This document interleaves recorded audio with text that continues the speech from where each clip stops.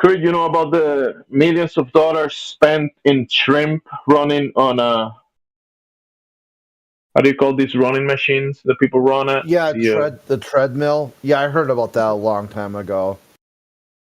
Yeah, just like, where does that lead us? To nowhere. Where does the space race lead us? To nowhere. But people are incentivized monetarily to talk about nowhere. Well, let's go to nowhere. I mean, I'm getting paid to talk about going nowhere.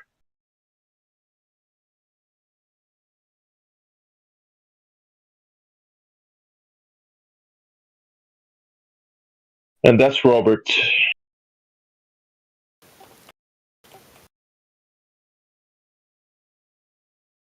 Yes, my brother. He's a bridge to nowhere. Talking to him, it's like you might as well just talk to a wall. He's bricked, like a literal brick wall. You get more insight than talking to him. There's more give and take and going back and forth. Because at least if you like yell loud enough, the wall will kind of echo back at you. Like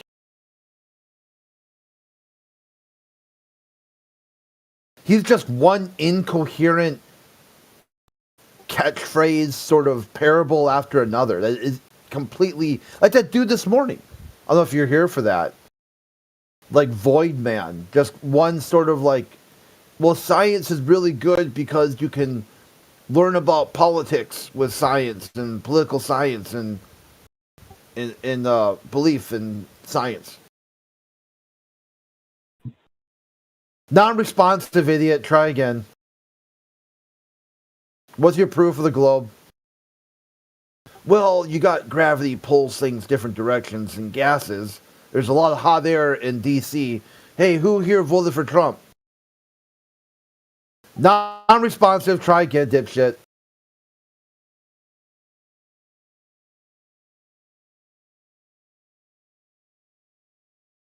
Well, I guess you guys just don't want to hear what I have to say.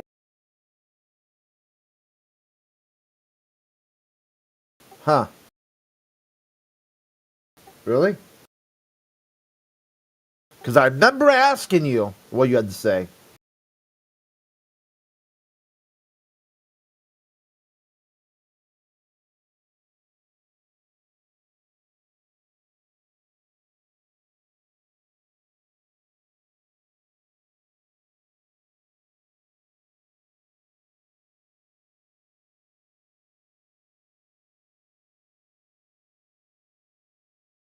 Has all the data come out from the Antarctica expedition? Because I know people are like, well, let's wait till they put everything out. Has that happened yet? I don't know what data you're expecting. Like, what did they even do? Well, from all the experiments they were running, the live streams and all that. I mean, like, what experiment? They've never even released a hypothesis. Like, what was their observation, their experiment going to be? They haven't even told that part yet. Did they release at least the 24-hour live stream of the sun? No, they never did that either.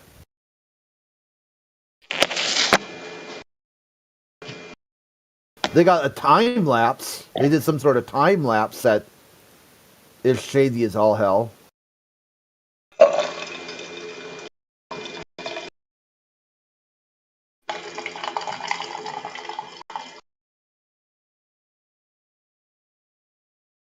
Are you serving coffee from a cup to another cup? Yeah, it's a French press. French press. Are you French? Yeah, good ear, Jimsy. God dang. Well, either that or you're pissing on Mike. And you are French. I didn't think it was loud enough. I didn't think you'd be able to hear that. Maybe not your ears, but the mics are very sensible. Their feelings are like very in tune with their surroundings, so they sense more than you might sense. Yeah, I just recently started putting a little bit of maple syrup in my coffee instead of sugar or honey. It's really good. I knew that was maple syrup I was hearing. Yeah, me too. I kind of heard the maple syrup in the background of that. There it is right there. Yep. That is actually the uh silverware that he's using, made out of gold, stainless steel gold. My mic's connected too, or my camera is connected. I didn't know that my camera was also connected. Not looking at that. No, I don't think your camera's showing. No, the microphone on his camera was connected.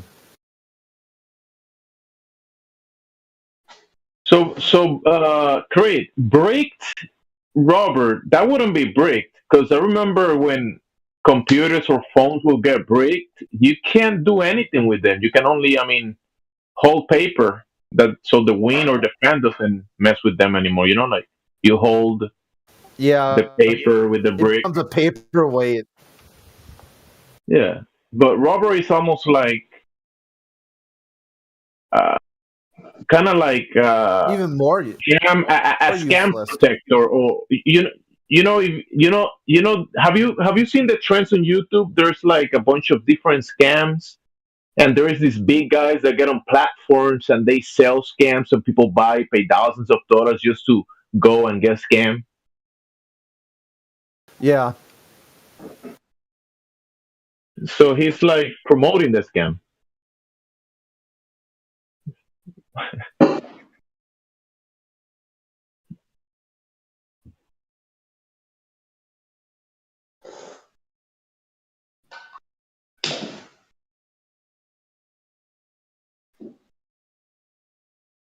Welcome. Anyone new have any questions? Or the French guy? You're a Glober, bro. Why are you using containers to contain the coffee and to make the French press? You need containers for that. Why don't you use gravity, bro? Well, I mean, gravity's at play as well. That can't be a serious question, right? What you mean? Containment doesn't nullify gravity. I mean, you can contain something and also have gravity. But containment will provide the actual environment in where you're gonna be able to breathe air and produce the other containers that will, at the end, produce the coffee, the French press. Because without the actual containment of the whole environment, the whole dynamic system, without that containment, you wouldn't be able to breathe or to produce the coffee. Well, I mean, you can't have Cause such and a effect strict relationship. if you only think a container is like a mason jar or something. But I mean, things can be contained in a semi-permeable container. In fact, all containers are semi-permeable. So Sure. Yeah, you have. Yeah, there is definitely some containment, right? But not like in the globe that there is no container. So that makes the ball impossible. The globe, at least. but there is some containment on the globe. That was a nice pun, by the way. Where? Where is that containment at? Well, we have there's such a thing as magnetic containment. So the magnetic fields, especially when You know what? You know what? My bad. I'll go ahead and finish your sentence. My bad. Forgive me for interrupting you. Go ahead. Nah, you can go. You can go ahead, Jimmy. I was gonna say that, but what about if you have that magnetic effect that you might use as some type of containment within the construct in place that doesn't include the globe? You say, okay, we have magnetic phenomena that can work as some type of containment, but that doesn't necessarily mean spinning water ball to the back through the vacuum of space.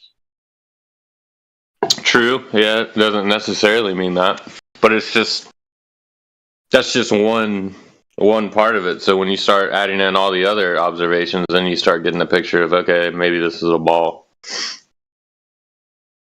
That it will go the opposite way, because once you add all the other observations and follow the antecedents and the measurements and the conditions that we find, you're gonna find that there is no curvature, there is no vacuum of space.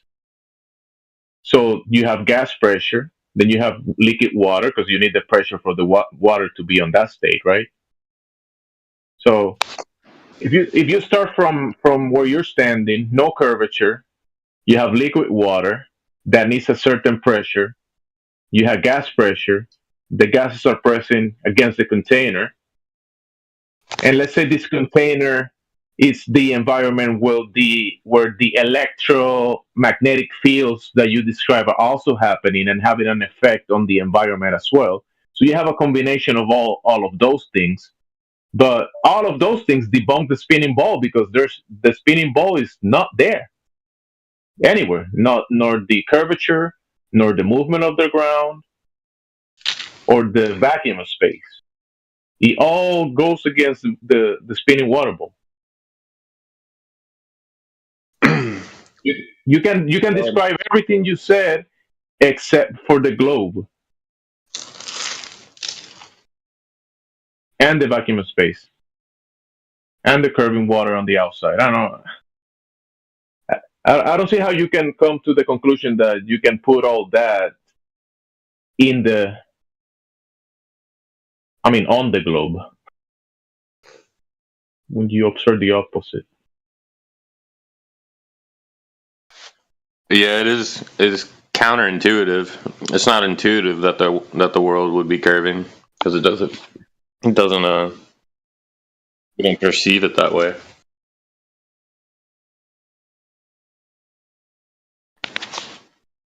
To any scale.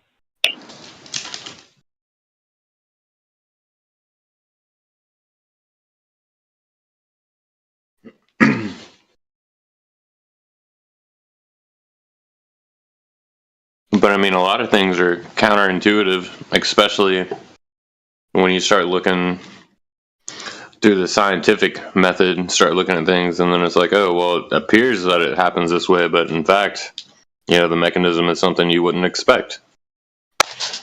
Yeah, That's and you can called- have those things. Oh, go ahead. That's called spurious causation. What does that mean? It's another cause that was uncontrolled for. Do you know how you figured that out? I'm still not sure I understand what the meaning of spurious causation is. Spur, like a bone spur. Spurious. Yeah. A spurious causation. So like using that same analogy where someone's like, it hurts my feet when I go, whatever, ice skating. So they think that ice skating is the problem. When it could be, some sort of bone spur. Or it could be lots of other things. It just seems to correlate with the one thing. But there's another variable that's always in play that they're not controlling for.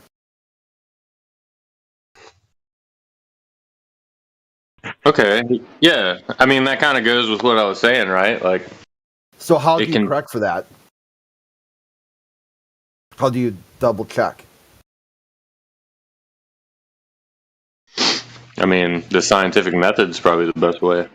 Well, like here, like one person says, I pick up an object or objects fall because of gravity. So you're like, okay, I pick it up and I let it go, it fell.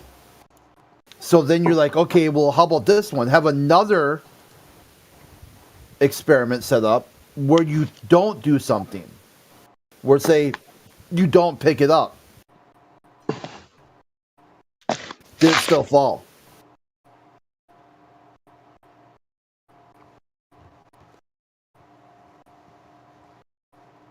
Well, no, it wouldn't fall if it's on Yeah, the so you ground. had spurious causation.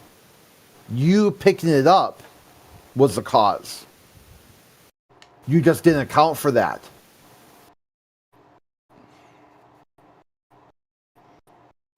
You can set up another setup. You can set up the experiment inside a vacuum chamber and have a sphere, and then put the item at the bottom of the sphere and see if it doesn't fall from it.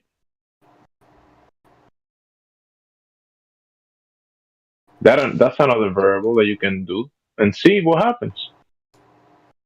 Yeah, but it wouldn't account for the gravity though. Well, you already had three different setups, and one you picked it up and let it go, right? The other one you didn't picked it up, and the other one you put it in a different. You changed the medium and changed the surface.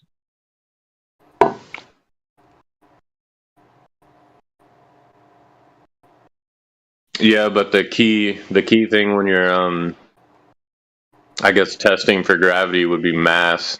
You have to have a mass large enough to actually do the thing, you know.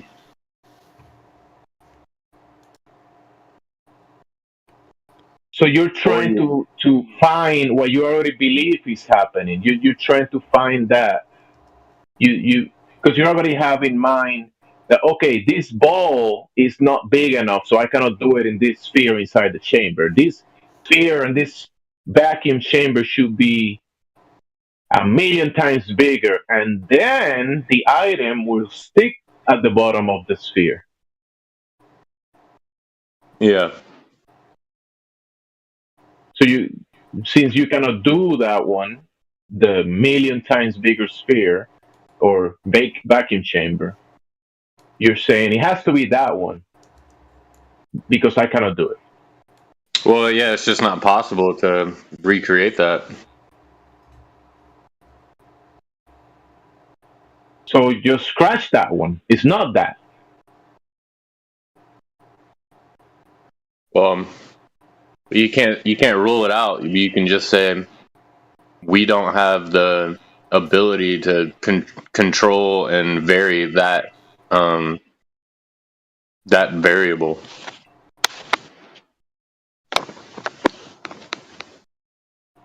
So the closest thing you can do is say, okay, if we assume that variable is so, it will have this effect, and then we test, do we see this effect? And the more confirmations we get, the more confident we are that, okay, this is the correct.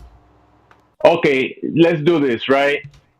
Build within a room or a lab, build a terrarium, right? A terrarium. And then within that terrarium, in the terrarium, you can have plants, gases, insects, even animals. And on the outside of the terrarium, you can have a light shining through glass, and you can do what you wanted to do, drop something inside the terrarium, which is a contained environment, right? You could maybe have a lever or a little robot over there that you can control remote and do things for you inside of the terrarium. And you're going to be able to do things. And the whole setup within the terrarium, you also will have, you can also, if it's big enough, you might have a pressure gradient in it, rain, different things. You can do all of the things you can demonstrate in the terrarium, and even the the liquid water, the gas pressure, the light shining through the glass, picking up the object, dropping the object, dropping it in the water, maybe different materials. Do all of these things, and everything might work like in reality, but you can do that, but you cannot do the other one, the million, mm, mm, the what the big ball holding the stuff at the bottom. But you can do the real one, the the container with the pressure, with the water, with the light shining through it.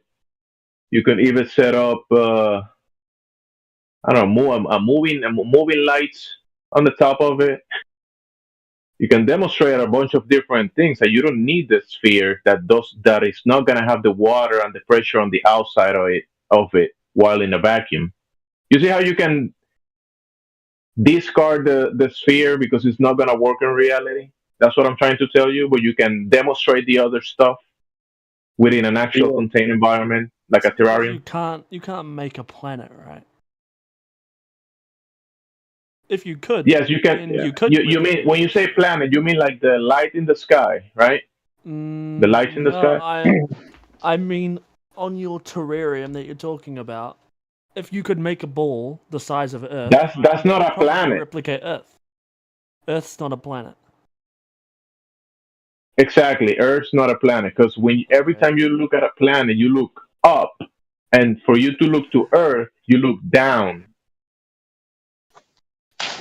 Okay, well, I'm And you talking about when astronomy here. Like, it's not supposed to be a semantic issue. Like, no, whatever no word you want to semantics. use, When you talk about whatever Earth, word you the want to skull. use to refer to Earth. All right, it doesn't matter. I was using planet because that's the word most of us in society use. But if you want to use another word, that's fine.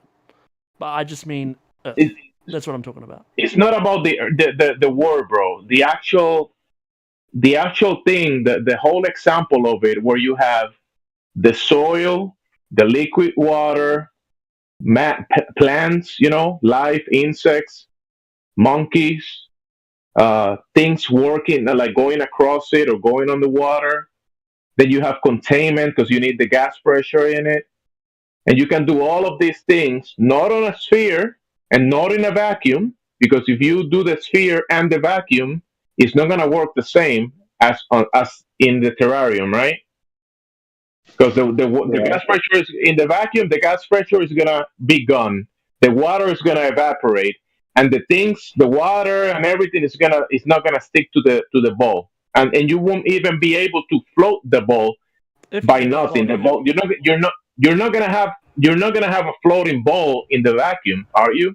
if you have a Yeah, So you, well, body you're with a not large enough you're not mass gonna that's in demonstrate the space, ball no matter what. I mean, if you have a ball that's large enough in space, then you would expect to see that. That's where you're having the issues though, because you're thinking when you say planet, and when you actually identify what we call planets in reality, the observed phenomena, you from your point of view, or from your perspective, you the observer holding a telescope, optical equipment, infrared, or Sure. binoculars, or whatever you want to hold, right? And look through that, or maybe just your eyes, and you look towards the thing we call planet. That's not looking to the ground below your feet. You're looking up. You're standing on the ground, looking up to the luminaries, and one of those, you say that's a wandering star, a planet that transits between the sun and the moon, right? And you're looking at that specific light. Let's say, for example, Venus, right? Sure. You can observe this phenomena doing what it does up in the sky,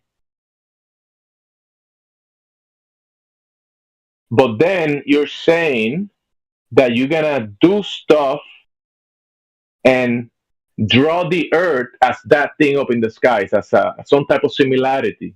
And you're saying that the Earth must be floating up in the sky, and must be everything Well, you hold on. observe in No, reality is doing that that's up not in the the sky, argument that we're which trying you, to make which right you, now. We're just addressing your hypothetical that you mentioned earlier. You're like, oh well, create me a terrarium, like that's round and the water can stick to no, it and I the gas never can say the go on. terrarium is round. The terrarium cannot be round. Well, I'm The, saying the I'm telling terrarium you we will be. can make one. We could if we could make planets. Or you don't No, make no. planets, right? Wait, wait. If Let we me could let make me if let's we could make scratch big that, bro, walls, bro. Can I finish Get my it sentence? correctly. No, but get it correctly. You're gonna describe it after this. But the If we can terrarium make is the balls of actual. rocks, big balls of Listen, the rocks. terrarium is the actual thing that you can set up and do a lot of things in it, including the real water, the real gas pressure, in everything, plants, whatever you want to do, fish. You can set that up and you can do it in real time, real each level.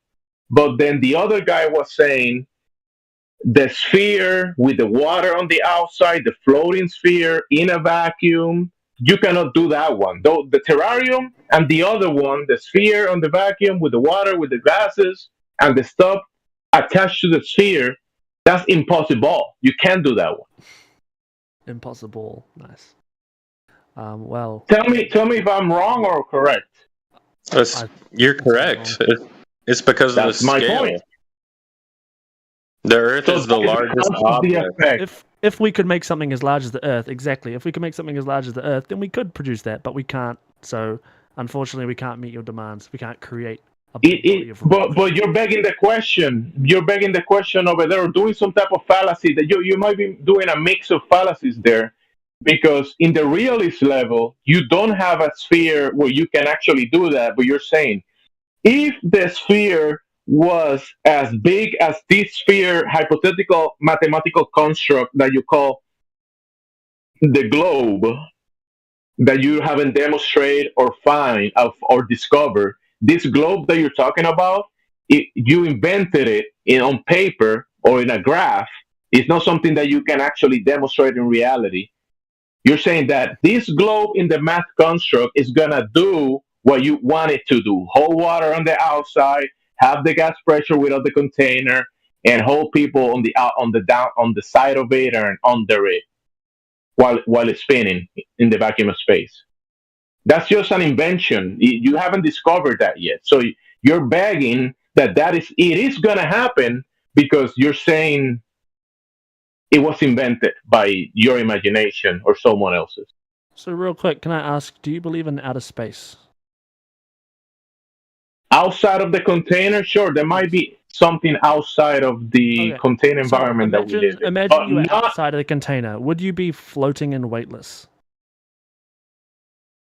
I mean, not, I don't, I mean, it could be what it is. It could be that, or it could not be that. We don't really know. But what you think the outer space is, the the thing that when you look, uh, that you the outer space that you've seen in the TV, where things are floating out there, and you can go out there with the astronaut and travel billions of miles to reach a sphere that is next to other spheres by billions of miles, right?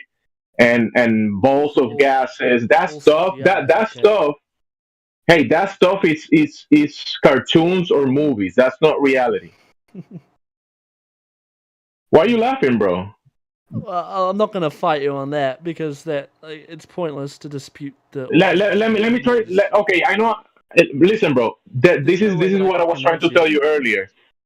Listen, when you look at the sky and you see the observable phenomena, that observable phenomena is not the same thing as the mathematical construct that you do and say these planets are this big based on this math, and you can hold water on the spinning or ice. This idea that you put on the paper and make, let's say, a solar system, and the Earth is one of these round things or these balls. That stuff on paper, that is not the reality that you're looking from or standing on or looking at when you look at look the into sky. space with telescopes, and we are aware of the magnification of the lens that we're using, right? So we know, like, with a particular magnification with a particular aperture, something should look a particular way, right? What do you propose that we're looking at?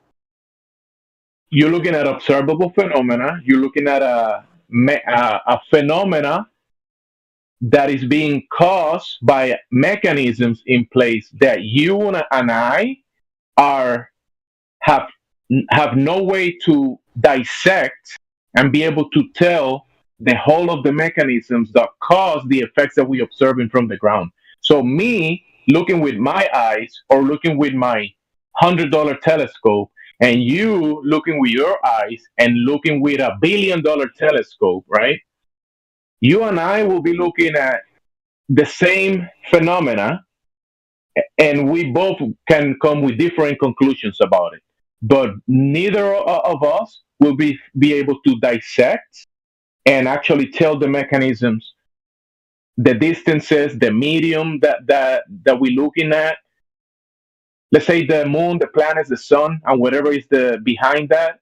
You don't know the medium between you and those objects, the medium that they're in, and the mediums behind them. But you can come with stories about it and presuppose distances, uh, sizes. You can add a bunch of those variables on your write-ins and depictions of that what you're observing, and I can come with my version of that. But neither of us can go there and dissect Okay, the whole mechanism to be able when to we have see things in the an actual sky, right? conclusion. We see like you. I get you guys are big empiricists, right? You care about what we can see, touch, feel, smell, taste, whatever. So we look. We at can the also sky. observe the stuff in the sky. I'm not denying the Right. No, observation. Listen to me, because it leads somewhere. If we're observing stuff in the sky, right? We see distant. Well, we say that you might not believe. I don't know. We see galaxies that rotate other galaxies. We see stars that rotate around a particular. No, you don't. You don't see that. We don't. No. Is it CGI or what? What's the deal? Well, how about give a demonstration? What the fuck you talking about? I mean, when we look through these big, powerful telescopes. We? Okay, You? so are you suggesting that I need to go to the Hubble telescope? No, I'm saying which telescope are you thinking of right now? Hubble, James Webb. Which is where? Well, in Point. space. How about this? Just point in the general direction right now. Which direction is it? I don't know which direction. You didn't have a First fucking of all, clue. Where you, you're, you couldn't. no you clue. couldn't know which direction no I'm clue pointing what in, you're even talking if I was about. right. Just no How clue. does that make sense? One point, real quick. So to Creed's point and your point, bro, you gotta like I've been trying to tell you, you gotta make a separation between what you observe and what people are drawing or imagery that you're getting, and you're looking. You grab the imagery, whatever drawing someone else drew, a cartoon, a CGI, or a computer rendition, or data packed up into an image. When you look at that stuff is not the same thing as the stuff that you're looking at up in the sky. There is a difference between the observed phenomena and what that is, that you don't know what it is. You're looking at it, and then the cartoons and the drawings and the conclusions that comes with that baggage. And you're saying, oh, someone drew a cartoon of the luminaries, and they came to a conclusion, and you agree with it, you believe it. No. That's a bit of a straw man, because I'm not talking about cartoons, right? I've looked through a telescope myself. I've been to an observatory, looked through a telescope. But you haven't seen these galaxies that you were describing. No, but I've seen the planets and the moon, right? You see, but you haven't dissected that, and you have taken to face value the distance. You think that when you're looking at those things, you're looking through billions or trillions of miles or whatever, and you think that these things are as big or bigger than the Earth that you're standing on, because you have a bunch of pre-assumptions and suppositions about the distances of these things and the mediums that they're in. You have variables that you haven't dissect, but you already added that before you came to a conclusion. So you came to an erroneous conclusion of what you're observing because you have pre-assumptions of that already. I was just going to talk about the motion of these things, right? Like you can. They are emotions. Nobody's denying the motion. Whether they're near, close, distant, whatever you want to say. But when you look at the relational motion between these objects, how the globe model seems to explain it perfectly, and no models explain it. No, how I've yet to see another model that explains. Listen. When you say the globe model, you're saying that you're standing on a globe, but you don't even have that. You don't have the globe to say you're standing on a globe. You don't have that. So Show to me say any the other globe model, Forget the globe model. Forget the globe model. Show me any other model that would conceivably account for all of the things that we see. I can't think of a okay, way so the that movement of the the sun could luminaries work have on been a flat Earth without reducing in size. okay. When you say the sun, do you mean the observable phenomena and the movement of that, or the one that you draw that is 93 million miles away allegedly and is a million times I'm bigger than talking the Earth? about Which one do you mean? whatever the big light in the sky during the daytime, whatever you think that is. That's Okay, so the light in the sky that everybody observed has been right. observed since the dawn of men and has been post-dicted by people, including the Babylonians, the Mayans. There is the Saros cycles that's not globe Earth.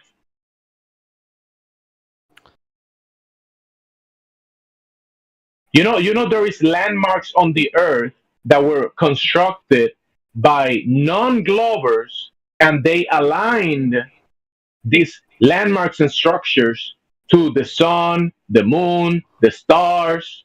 So You know why this, doesn't right? why do yeah, yes, I know people used to believe in the flat Exactly. Earth. And these I'm people were asking, not globe earthers. Do you get this point? yes, 2,000 years ago, people were not globe earthers. I get the point. You don't even know how long ago this stuff was constructed. Someone said that they have an idea or a guess about that, but they don't know. Sure, but I mean, Pythagoras, Aristotle, that's kind of around the time when the majority opinion started to change, right? After them.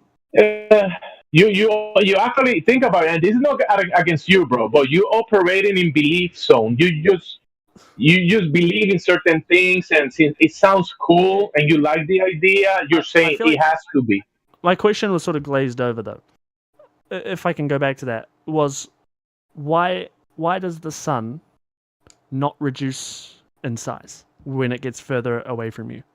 Because if you're living on any sort of flat plane, whatever shape that may be, the sun will move closer and further away from you, right? Let me give you this. Why It why could doesn't it it could change in size? some people report. I'm not gonna say myself, but there is video out there that you could say it looks like it's reducing and augmenting in size. But let's say you can bring a video and say, no, look, it's not doing that. Let's say we both are at a level where we can fight all day and say it does or it doesn't. But the thing is, the sun, the sun that you observe in that phenomena is not gonna determine the shape of the ground that you're standing on. Okay, the observable phenomena, the sun, is not gonna give you a globe, no matter how much you argue it.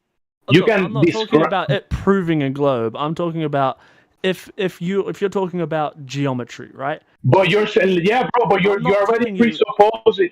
I get it, but you're saying that you already have this idea about the sun based that the ground is a globe, and since you have that idea already rooted, you're saying the sun is this thing and it should work this way. And since it works this way, No, it no, no. should be doing this and I'll that, and not this or that. for this argument's sake, I'll grant you that the sun is local. If you want to believe that, that's fine. I'm No, saying no, it's not. It's not about local or 93 million miles. You don't know the medium, the mechanism. You don't know what it's made of. You don't know. There's so many missing variables that to say that it should be doing something or it shouldn't be doing the other thing, you're gonna be lost, and your conclusions are gonna be erroneous about what it should be doing, the way it should be looking.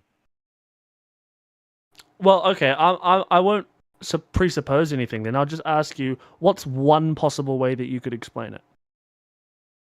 The One. observed phenomena what the sun does, Yes. that's what it do.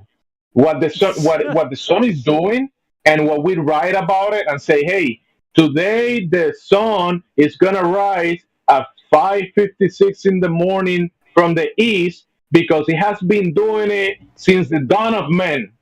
Right. You know this, right? That people can Sure. say, hey, tomorrow the sun is gonna rise at 7 in the morning or whatever, right? because it did it last year at this date, and the year before, and the year before that. I feel like you're kind of like dodging my question a little there. You know, Okay, what's the question again? I'm And if asking hey, exactly. if anybody, creative, if you want to jump in, go ahead. But I'm gonna keep replying if I can. If someone could explain Yeah, to me I mean, I got one nothing way. for this guy. He's completely gone. This guy's worse than Robert. I bring Robert in rather than this God. dude. I mean, he's talked about he's seen galaxies and shit, and they move. I didn't say but I'd seen galaxies with my own eyes through I said I'd seen planets and the moon. That's fine. Go continue with the question you were gonna ask. It's all good. It's all good. Let's do this. So, I would just like if anyone could explain to me one way in which you could be living on a flat plane, whatever shape you want it to be, and when you look up at the sun, the size stays the same. You can invoke anything you like besides magic. Just like, what's one way that it could work? Refraction, Refraction. Snell's window. I mean, you could. I mean, you wanted for explanation. Remember that you and we can go to the corner, to the corner at the city center, and any drunk at any corner, we can ask them about explanations about anything, and they will give us explanations. You know this, right? Yes, I do. The So if sun you is want me to give closer. you an That's the answer. Is that the sun is closer than what they say? no, but yeah, the sun is definitely closer. But the thing is, he's saying that the sun is not changing sizes when it's moving across the sky, right? And he's saying what is the mechanism or that causes that the sun, when it's moving from one side of the sky to the other side of the sky, is not changing sizes. Oh And yeah, I okay. will, I see. So yeah, if the sun was closer, you would expect it to change size as it moved across the sky. Is that what you're saying? 310. Yeah, more or less. Well, like I said, I will argue that's that not it the does. case, that's fine. But I'd like to know one explanation that you might, one hypothesis. If you ask me, listen, if you ask me, and I've seen some videos, the observed phenomena of the sun, it does change sizes the way I've seen it. I mean, I haven't measured it myself, but I've seen certain videos that people just draw lines to it, and based on the optics, I mean, you can see it changing a little bit of size through the day. I mean, that could be the thing, that could be it, but you're arguing it doesn't. But my observation and my conclusion that it does, and your observation and your conclusion that it doesn't changes, is that gonna give us you asking me to explain my view that it does changes? Or you actually asking me to explain your view that it doesn't change sizes? You see?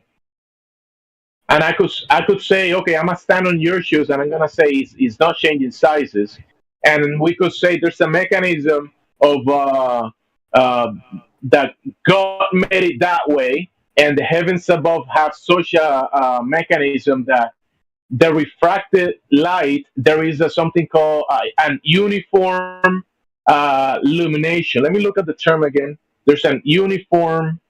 Uh, I know NASA have done experiment with these terms. They shine a laser through a pyramid actually, which is interesting because at the center of rotation looks like a pyramid. But they call it uniform illumination. So the uniform illumination, since you are the one at the ground and looking at this mechanism, and it's an uniform effect that is happening at the moment that you, the observer of the optic that you're holding, is looking at the source of the light, or the sun that you call the source. uh, that uniformity is not going to change through the medium that is being observed. Or remember, you are in a medium and the sun might be in another medium, or you be looking at you could be looking through another medium that the sun is behind that medium while the sun is inside another medium. So this is variables that what you and I are missing, but we're still trying to speculate what is the cause of the effect that is not changing sizes. So I'm telling you that if there's a mechanism where a laser is being shot through the heavens above towards the layers below, and then at the point where the sun is being projected to that point, you, the observer on this layer, the ground, are looking at this uniform illumination. Doesn't matter on what position of the sky while it's moving across the sky, that uniformity is going to stay the same. It's called uniform illumination. And there could be multiple mechanisms in place, including your optics, the mediums, that will cause that effect to be in place. And that might be an explanation that might be valid or might not be valid. Because remember, that whole explanation that I gave you, there is a valid points to that, but I will argue that it is changing sizes. So Well, there is I would say, there's that. like, I've seen personally with my own eyes the moon be different sizes, right? When it's lower to the horizon, sometimes it appears like ridiculously bigger than it should. But we have an explanation for that, right? Refraction. But let's say you're. But listen, bro. So now you conceded that No, but that right. we, But listen. I Now did. But you listen just here. when you say Listen. refraction, you're conceding that you're looking through multiple mediums, because refraction you're gonna require two mediums and a surface or a barrier between the two mediums. So this is my argument. Go ahead. Okay, I'll get to that later. But I can see the moon right now, right outside my window. Right, would you say that on any shaped flat Earth, when the moon is highest above you, it is the closest that it will be to you. So when the moon's closer to the horizon, it's further from you than when the moon is above you. More, like more or less directly above you, within however many degrees you want. Because if so, then it wouldn't explain why the moon is smaller when it's above and bigger when it's near the horizon. Or how it can be bigger when it's near the horizon. Yeah, I will argue the same. Uniform illumination.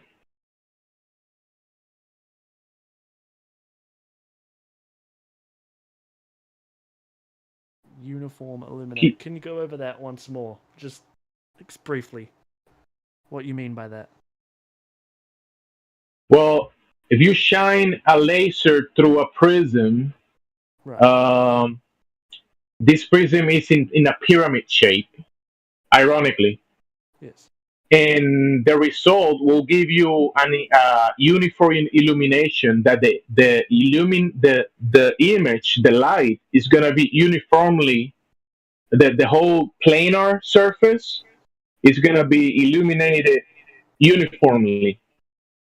And so the source of the light that you is a result of the laser that is passing through the prism, and you're looking at that, the light, or so, let's say the sun or the moon, that stuff is going to look uniform to the observer. Where is the It's prism? going to be. Where is the prism? Good question. Well, in the demonstration of that, it's a pyramid. And where is that in reality? Well, when you look at the electro-opticals and look at the scans of the whole of the sky, at the sun is actually rotating around a pyramid shape. So that's just imagery that is observed all across the sky with radio surveys, thermal imaging, electro-opticals. So you're asking me about that, but that's another topic. Okay.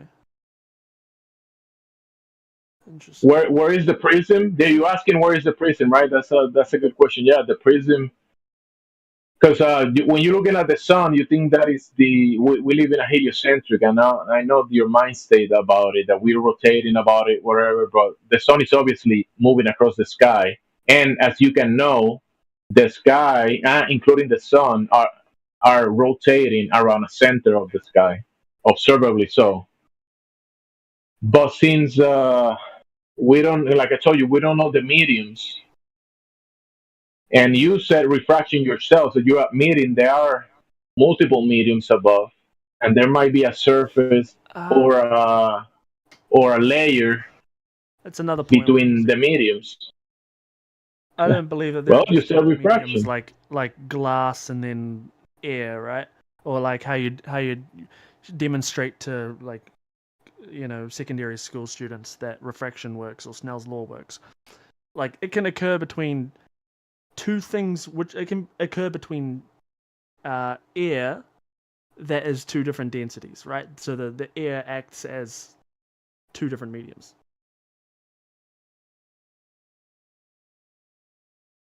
That's also a slight other topic if we're diverging, but Yeah, if you yeah, when you keep this see the conversation sun through the interesting. air, you actually, when people see two suns in the sky, you're looking kind of like you look into a hot spot in the medium, the air medium, and then behind that you're gonna see the action, because you're looking, when you say refracted, the sun is being refracted, you know that you're looking at how do you say, an optical illusion, because that's not the position of the sun. Even the globe says this, right? You know this, that when you're looking at the when you're on the ground and see the sun, you're kind of looking at an illuminated uh, atmos that is not the actual sun.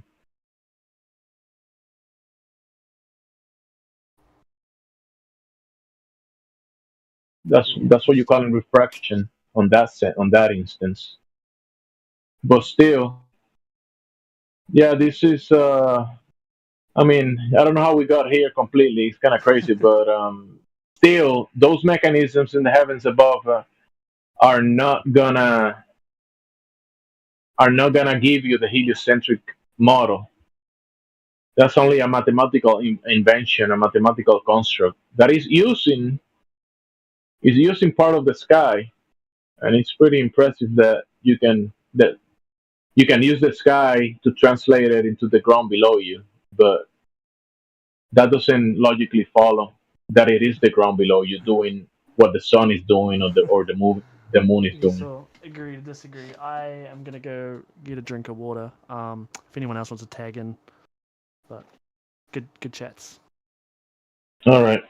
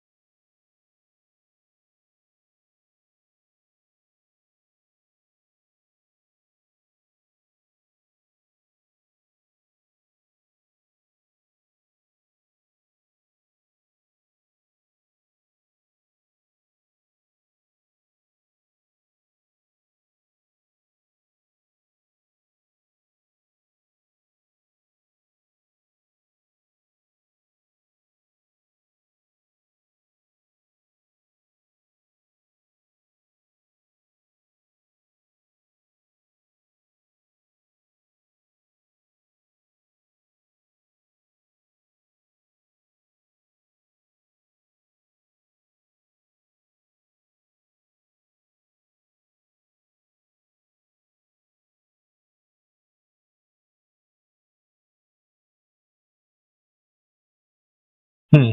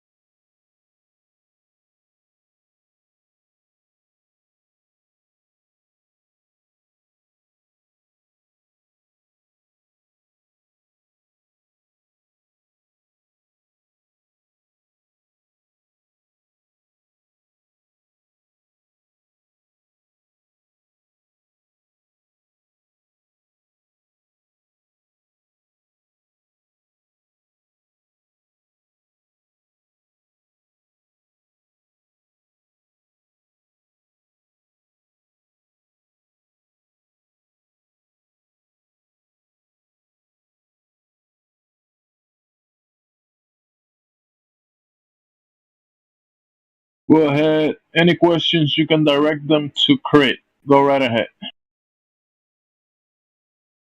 No, just fuck off. No,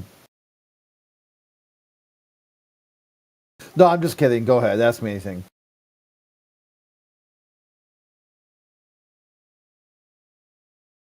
Just opening the door for the new people. Sometimes I hear people joining, but if I don't check who joined, I just say ask the questions to Crit just to get them going.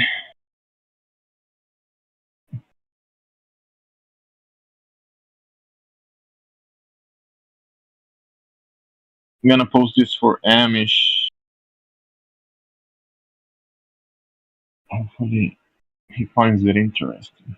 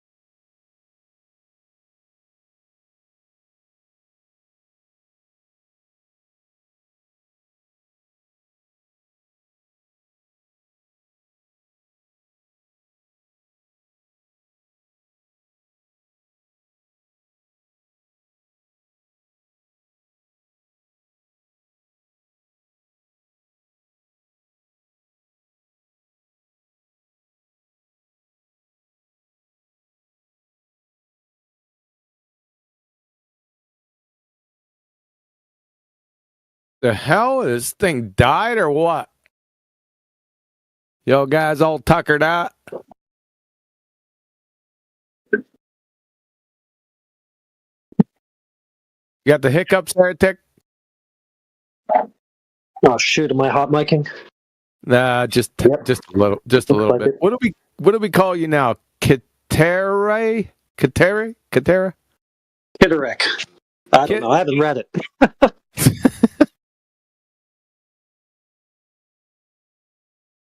So, That's why I'm hot micing. My soup's ready. The timer went off.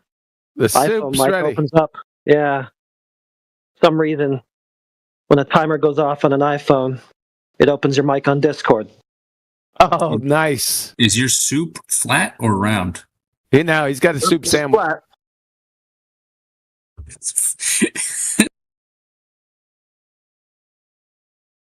Damn! Flat and round aren't mutually exclusive. Shut the fuck up! I heard Sonny say that earlier. It cracked me up. Shut the fuck up.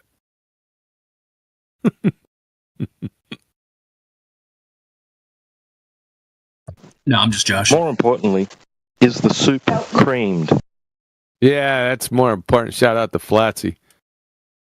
For God's sake. And how flat can a soup be? If a soup flat was flat soup.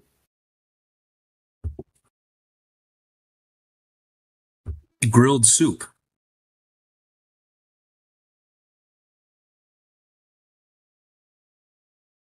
Wait, what about a make your own soup restaurant? Wouldn't that be fun?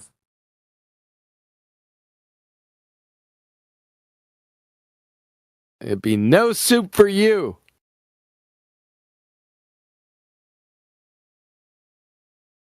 So we figured out if the Earth is flat or the other shape yet? What's the other shape? Whatever the one is, the not one. The not one. The sphere Oh, by the way, flat's not a shape. Shut up. Shut up. I know. It always pissed me off, too.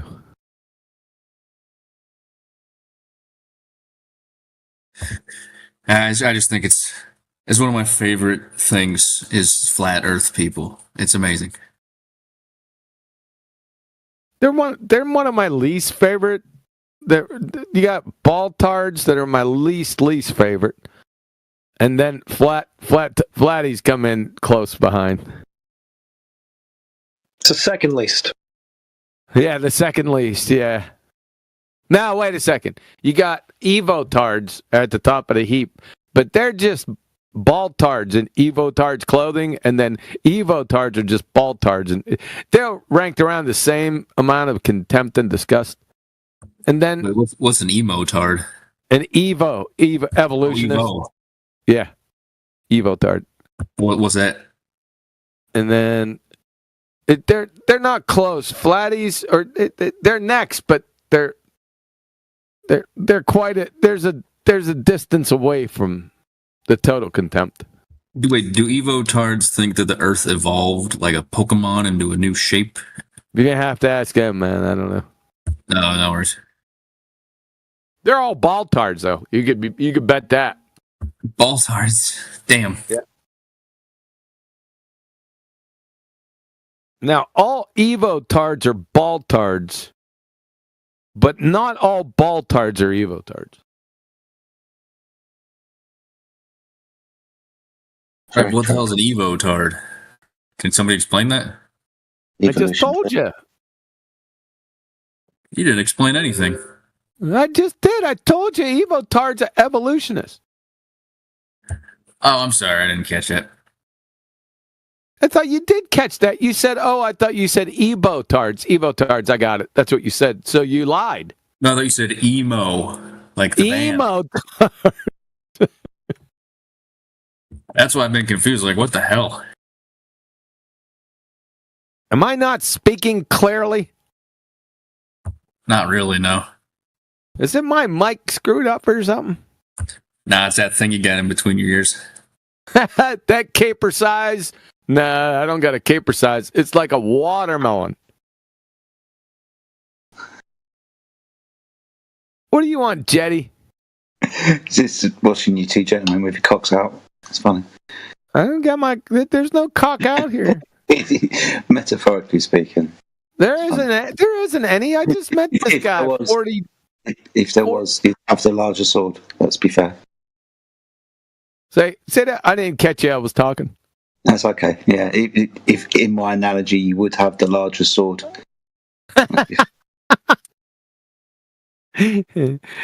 Don't feel all that bad. 4769er. What, am I gay or something now? No, Oh, not yet. Bazinga. It's just men posturing. That's all. I don't posture. No, we slouch, especially when we're fucking each other. No, I come in with Thor's hammer. That slouched. Is it a orientation deviation in angle measurement from horizontal or vertical? Yeah, you've been screwing up. I've been listening to you a little bit today, Jedi. Probably screwing up a bit, I think. Really? I caught a couple things. I can't recall them. Wait a second. Bring out the whip.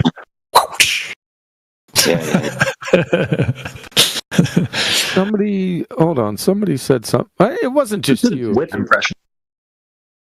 It wasn't just you. It was a bunch of people that didn't catch it. What the hell was it? All right. Time for a lesson. It might not have been all that important since I can't remember it. Well, when you let me know. Sorry, when you let me know. Oh, don't I always? Yeah. Yes, you do. It's demonstrated by right now. You're about a cream soup sandwich, aren't you?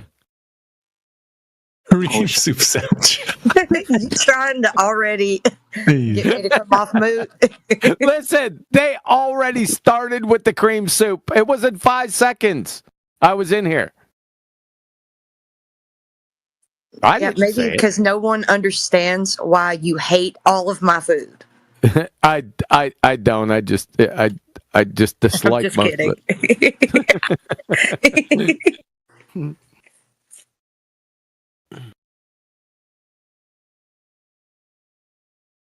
it. I see. I'm trying to remember it, Jetty. I can't remember what it was. Damn.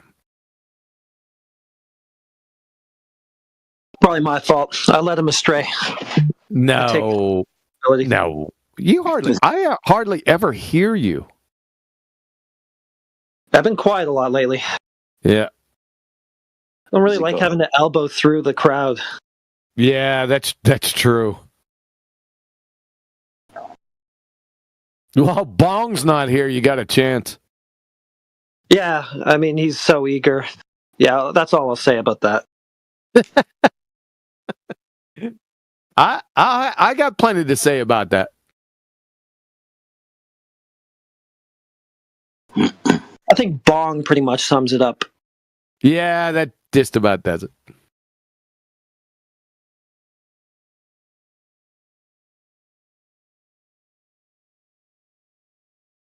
It was something about science. Really? Yeah. I'd be disappointed if it was. No, it's not. It's not what you said. It was what people didn't say. Okay.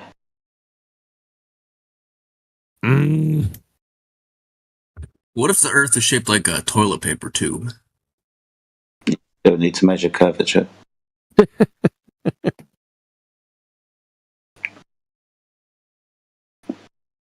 What are you trying to remember?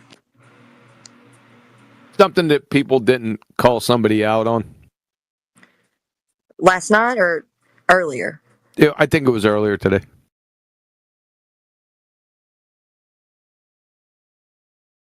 Did it have anything to do with the shape of the Earth?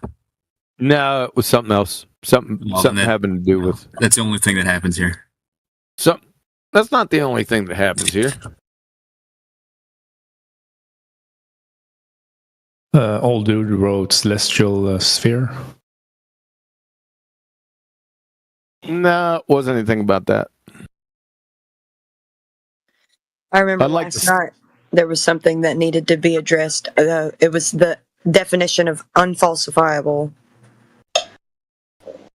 The definition of it doesn't define. Isn't it self-evident? Yeah, but people don't know they don't know what falsify means, and that when something is falsifiable versus unfalsifiable, they don't usually know what that means. They think it's good when something is unfalsifiable. You know, it's silly.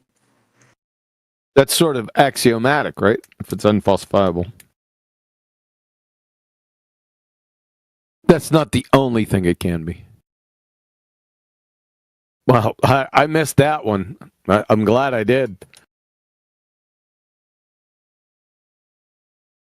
I had addressed it, so I kind of got in here and said something. As long as you didn't say it was apparently unfalsifiable. No, I really do go. I will use that word apparent a lot and like bold it or put it in all caps so people see it. Yeah. In your paradigm. Yep, that'll be. Oh my gosh! That in your paradigm, they say that because I've been schooling them on the damn.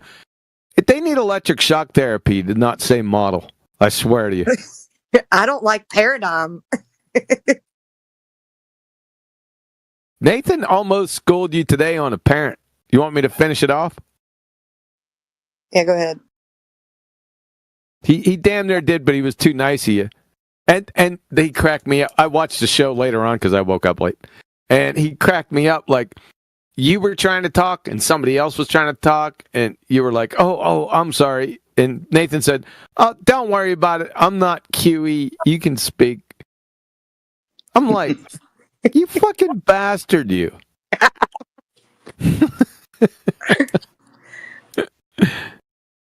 Yeah, so tell everyone, Flatsy, how the celestial bodies are apparent. Well, since they're not in actual locations that you can pinpoint, so the word to use to describe them would be apparent. How do you know? Yeah, that's true. Yeah, because I mean, you could be correct, but you would have to show that they're apparent. Follow? Yes, I was saying a lot of things. So that's unfalsifiable, by the way. Yeah, that's true. But I'm only describing how we see them, not making a claim about them. No, so I've got to that's be careful. category. No, that's category error. Because for something to be apparent, like not actually in its position, it's that thing inherently that's not in the position. Has nothing to do with you. Oh, okay, yeah, yeah. Follow? I got it. Yes. Yeah. But Nathan's really nice to you. He likes you a lot. It's because I got him an interview with George Hobbs. Who's George Hobbs? The Fact Hunter. He's on internet radio. The fat what? The Fact Hunter. Oh, fact. I thought you said the Fat Hunter. No, fact. Like, it does kind of sound like that, I bet. What was he hunting slobs? Yeah, that's what I was thinking. Right. Yeah. He's got a whole FE files for Tucked Away, you know. So he's actually interviewed David Weiss before back in the day. That's not a ringing endorsement there, Flatsy. No, I know. I'm not saying he's a really good guy though.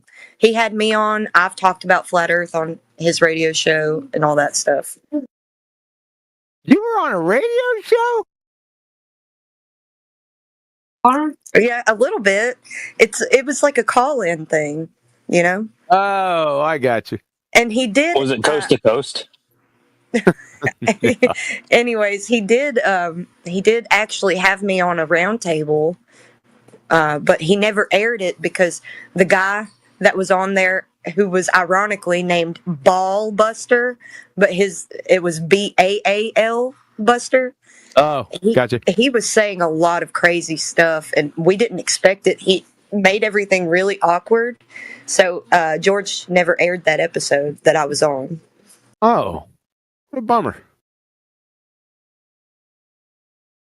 And it was like with the camera and everything. So I was on there, and so was this gal from Australia and that ballbuster guy. Okay. How long ago was that? Years. Yeah, oh, was it long? Oh, gotcha. Yeah, like maybe in 2022, before I ever touched Discord. Wow.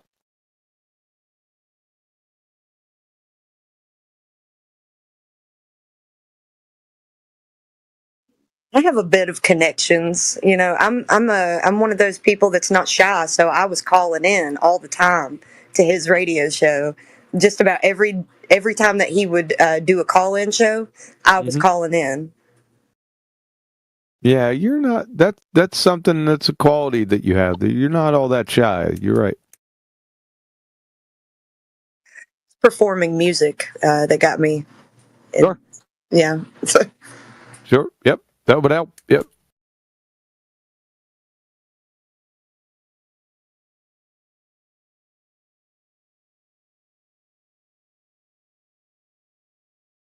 I'll just say this: I've come a long way since then.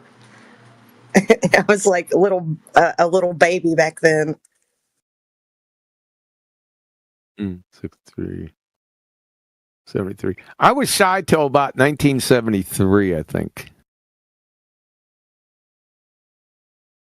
That's when we started shrieking through the neighborhood. I was very shy, and in middle school, I tried out for this play, The King and I, and I was bold and still really scared. Like, but I still made myself go and audition for the lead role. Uh-huh. I did not make it. I croaked through the entire song. Why did I keep singing? I don't know, but I tried. I gave it the good old effort, and I can sing.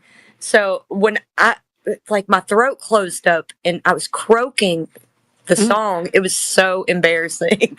But I pushed through. I kept doing it. I don't know what the heck possessed me to do it. I don't know.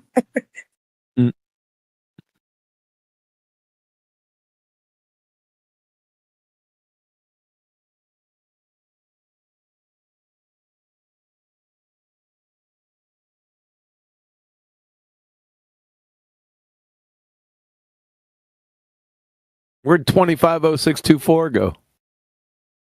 Boots good? All right. The Flat Earth Files is really good. That's that George Hobbs dude. What'd you say? The Flat Earth Files. Is that what you're talking about? Yeah. Yeah, that's awesome. He got me looking into Flat Earth because I found that. Right. The reason why I found George Hobbs is because I was reading the book Behold a Pale Horse, and when I was driving to work, I would find it on Spotify and play it. And he was the one that would air he aired a bunch of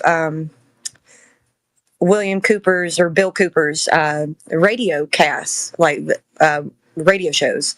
So he re-airs them on his radio show, and it's on Spotify. So you can go and listen to those classic audios of Bill Cooper on his radio show, which is pretty cool. But that's the whole reason why I even found him. And then I started listening in on his other content, and I saw that he did like call-ins. So I was like, I'm calling in.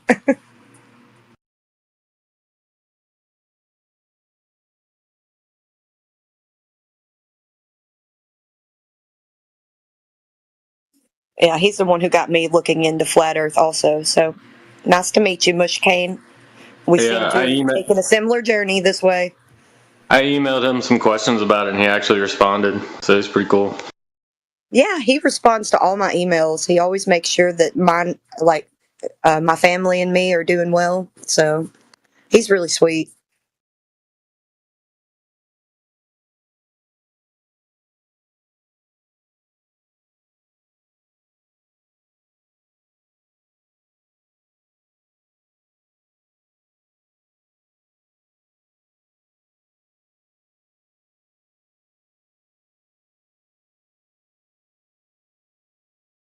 I think it's cool that Nathan Oakley kind of likes me. Ain't that precious? He sure isn't precious to a lot of other people. Like who? I don't know. Just he can really he can get pretty vicious with some of these Globers.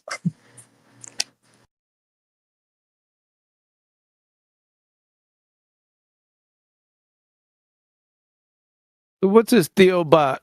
I just got a message. Outdated PCs put your business at risk. I don't have a business. Thank you for using Windows 10. Now is the time to move to the new Windows 11 Pro PC for up-to-date protection against security threats. Your Windows 10 PC cannot be upgraded to Windows 11 and will no longer receive future and security updates after October 14th, 2025. Kill them. Kill the developers right now. I want serious answers to this. So I got to update my PC to Windows 11. But then, like, what if you can't because you don't have the system requirement? What do we do? It's a travesty. I think that people are editing. You don't have to update it. Yeah, no, I think they're editing it though, so you can run Windows 11 because they take out a lot of the stuff that's like bloatware, so it runs better. But I don't know. I guess we'll really see what happens when they decide to stop supporting Windows 10.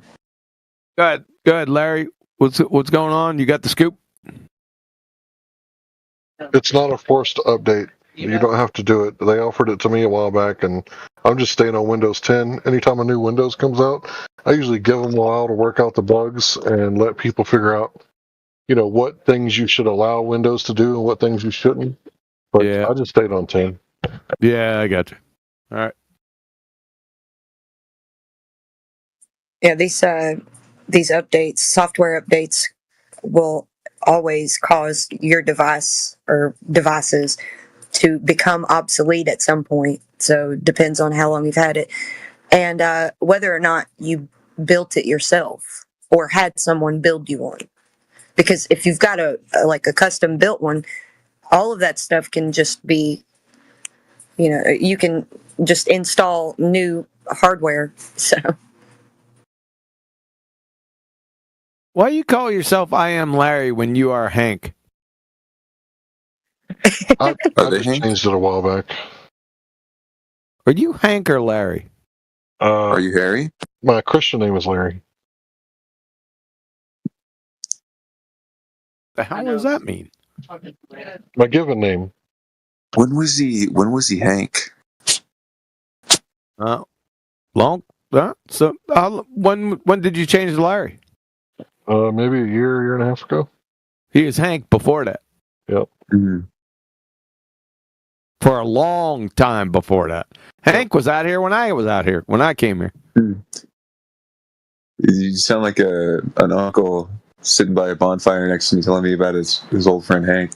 Yeah, I still picture Hank when I hear Larry. Yeah. But I still picture Hank King of the Hill because that was his PFP. No, me too, man. Yeah. That boy ain't right. Yeah, that's Hank Hill, right? Yeah, that's Hank. Like the Discord guy. He had his shit wired tight back in the day. I don't know what the hell happened to him. Is Hank an electrician, like in the show? Because if he is, then he literally has his shit wired. He sells propane. No, I know, but I like he's texting, and I feel like he does wiring as well. Are you originally from Texas, Hank, or are you a pretender? No, I was born in Dallas. Botch Springs.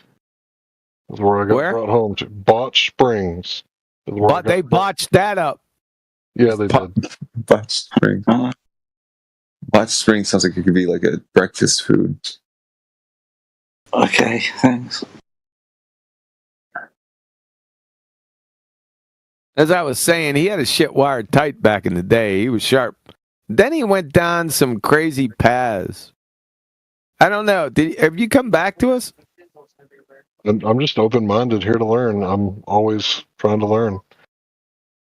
Oh, what? Open-minded? What, do you got a hole in your head where the rain comes in? I got a few holes. That's a good song, by the way. And that doesn't. That's what it is. Evil woman. Booyah. Yeah, that's a badass song. I like that song. Mm-hmm. So true, too.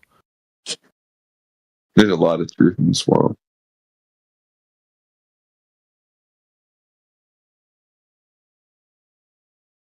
You didn't answer. You got a hole in your head where your rain comes in there, Larry? You got a tarp on that forehead, Larry? You got a tarp over that, bud? You got a rain catcher? You guys are cracking me up. Yeah.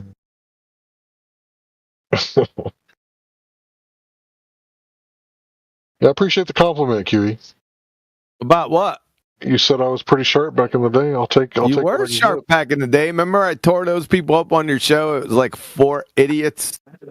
Oh, yeah. Yeah. Hey, man, sometimes, you're sharp in life, and then it dulls you down. That's when you got the grindstone. They don't make very good ones. Back in the day when you first started coming around, I was doing keto and experimenting with nootropics and stuff like that. I was fasting, so yeah, I was probably pretty sharp back in those days. Yeah, you got in touch with yourself. No, he's getting blown around by every wind of doctrine. He's an alley cat, shaking around by the tail. Plastic bag in the wind. Do you ever feel like a plastic bag? God, you know this scene in the interview? If you've never seen the interview, it's like it's about about a reporter that goes to North Korea to interview Kim Jong-un. Oh, God. And it's pretty tongue in cheek, but it's also really good. It's fucking hilarious. Thanks. Don't ruin it for us who's not seen it yet. That's enjoy it. Spoiler alert. It's one thing I can't stand is people. They come on, hey, I seen this movie, and they start describing a movie. Don't you hate that shit? Yeah. No, it's not when they describe it. It's when they spoil it. That's the worst. No, it's not the spoiling it. I mean, that's bad enough. But when they start to try to enact parts of the movie, I'm like, just shut the fuck up, man. It's like there's a big difference between being told something and discovering it yourself organically. Yeah. That's very true. Nuke Chooser, what do you think the Earth is? The Earth is? I think the Earth is the Earth. Okay. The Earth is the Earth. That's deep. It's so deep, but it's also so shallow because life is exactly the same. Is my chair Earth? As you're willing to go.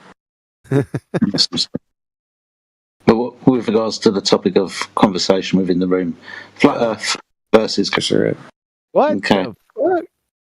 Because the ways we can measure it as well. Right. Yeah. Right. How do we measure the curvature of the Earth? Is it mathematics? We measure using mathematics because it's a geometric shape. You don't measure using mathematics, man. You measure using a tool. That's true. But you use mathematics to understand the measurements you get from the tool. Oh, really? Provide an example. Yeah. So if you know what a protractor is, right? Yep. If you use a protractor, obviously that's just like a 3D geometrical shape. But if you have a mathematical system, you can measure the difference because obviously you're plotting points. So the protractor is not 3D. Yeah, it doesn't need. Well, it is a 3D object, but it can be flat. Now, a protractor. What are you counting the width? Not the protractors I've used. Well, what protractors have you used? Protractors using map. Yeah. Yeah, those aren't 3D. They lay flat on the map. A 3D protractor would be a sextant. That's true, but when I say 3D, I mean like the third dimension. So it has depth and width and height and stuff. The only depth that it has is the thickness of the protractor, which is minuscule and not part of anything. Yeah, it's flat. Yeah. All right. Well, we can move on from that. It's not friggin' 3D. We can get to the sextant. Now, that's a 3D protractor. That is very intuitive. I never really learned about how the sextant is used. Oh, you should learn about it. You should. Does it use stars? Because like you should because it destroys your baltard. What? It destroys your baltard.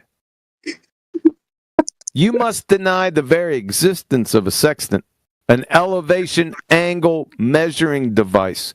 Do you know what an elevation angle is? Yeah. Okay, tell us. I mean, I think we all know what an elevation is. No, we don't. I need to hear it from you right now. All right, elevations, how tall or how high something is. No, I said an elevation angle measuring device. Okay, well, I'll start with elevation. Elevation, we know what elevation. No, I don't want to start with elevation. That's not what I asked you. What is an elevation angle? I said it would destroy your baltard right now. What and the it fuck will. is a baltard? Globe. I'm sorry. It'll Baltard? destroy your sphere. My sphere? Yeah. I mean, that must be one hell of a fucking sextant. Yes, it is. You're getting ready to feel it. You're getting ready to feel it. Are you in live? Are you? Just relax. All right. Take your time. Yeah. Relax. Understood. Now, I'm asking you what an elevation angle is for a point, because as soon as I tell you what an elevation angle is, because you don't know what it is, it's going to destroy the sphere Earth by itself. Can you tell me an elevation angle? Yep. You in live stream? We'll go through it. Wait, yeah, hold on. Where is it? It's over. It's the chat. The chat bubble That's on of the room. Let me see. Hold on. Okay. All right.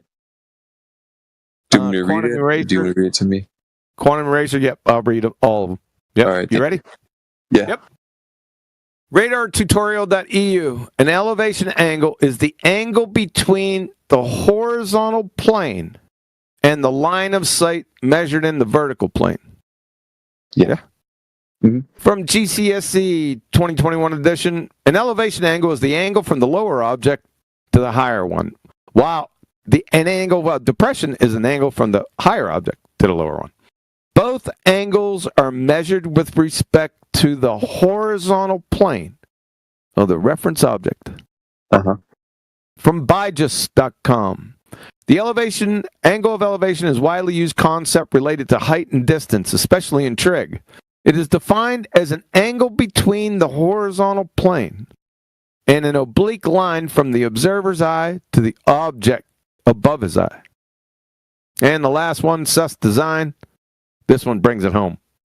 The altitude angle, sometimes referred to as the solar elevation angle, describes how high the sun appears in the sky. The angle is measured between an imaginary line between the observer, that's the hypotenuse, and the sun, and the horizontal. We've been hearing a lot of horizontal planes in these definitions. Yeah. The horizontal plane the observer is standing on. You didn't. Let me bring it on home for you. Right. Can you please show us the horizontal plane on a sphere? Horizontal plane on a sphere. Yep. It would look like if you take a line, like imagine a very long, exaggerated line. Nope. This is not imagination. There are no horizontal planes on spheres. It is antithetical to a sphere. This is a married bachelor. And so we're calling it flat based upon the position of the observer. Not calling it flat. Right. You must have what an elevation angle is essentially a right angle triangle. That's what it is. Do you know? Why are you asking me questions? Do I? Listen to what I'm telling you. It's a right angle every elevation angle. You cannot acquire any elevation angle, not only to celestial bodies, any elevation angle on a sphere. You can't do it. It's impossible. It's worse. I have a question. It's worse than dividing by zero, dude. Okay. When you were growing up in kindergarten, did your mom let you play flat maps or globes? Because you can't acquire elevation angles off a sphere, period. If you think you Quantum, can't, you fail. please tell me you're messing with Talking me, man. right through me, dude, about growing up in kindergarten. What Did you? the fuck? Did you grow up from kindergarten? What the fuck, dude? What the fuck is your problem, man? I mean, give me a fucking break. You'd fail second grade intro to geometry, dude. That's it. There goes your Baltard, by the way. And that's a sphere, colloquially. Goodbye. You're done. Right there. I don't even have to say anything else. I could, but I don't need to. It's all over. Yeah, See how that's done? the globe chart is destroyed by an itty bitty triangle. It's the itty bitty triangle. That's it. Oh, well, baby. That's it. It's all over.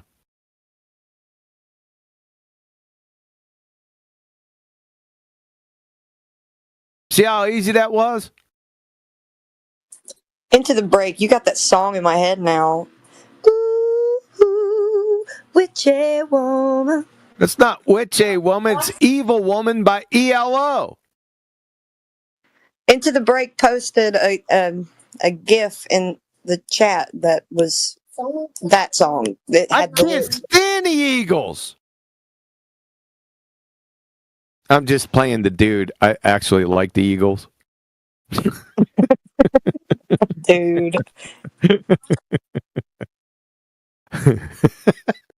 When he's in the cab and the Eagles come on, he goes, Dick, can you change the channel? Up? No! I can't stand the fucking Eagles. All right, out of my cab. That's the Big Lebowski, ladies and gentlemen. If you don't know what I'm talking about. You know the dude. This aggression will not stand, man. Obviously, you're not a golfer. Do you treat objects like women?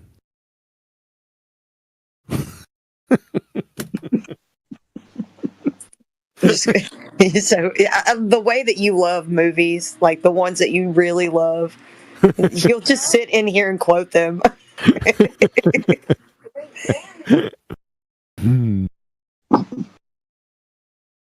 If my husband ever hears you doing that, he'll do it with you.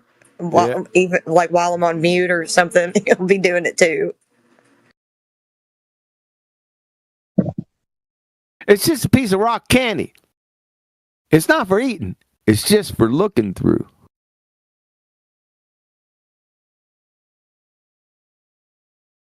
I'm happy to have rid with you, Josie. He said, I'm happier than a game rooster to have rid with you, Josie. You are a game rooster, boy. I guess you know where I'm prouder than a game rooster from. Oh. No. Yeah, that's where it came from.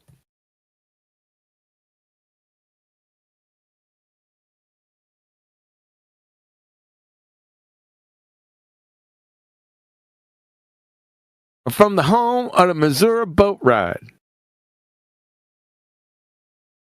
Is it good with stains?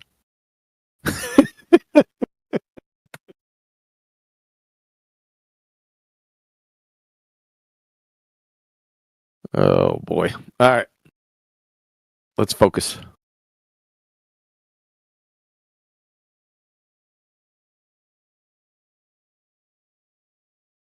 You see, that's all you need, ladies and gentlemen. To make it easy, just post the elevation angle definition and have them say it back to you. Because there's no way out. None. Unless you want to, come back with asking you how you, grew up and what you did in kindergarten. How I grew up in kindergarten, yeah. Yeah, that was it.